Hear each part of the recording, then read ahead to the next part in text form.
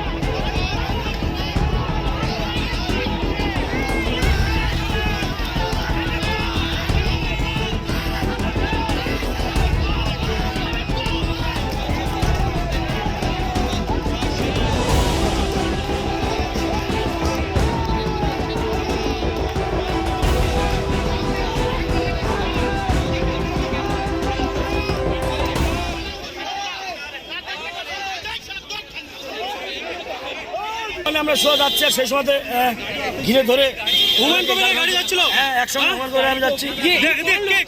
TMC কে হাবিব হাবিব হাবিব আর ওই অঞ্চল সভাপতি ফিরোজ, না অঞ্চল প্রধান ফিরোজ দুনাই।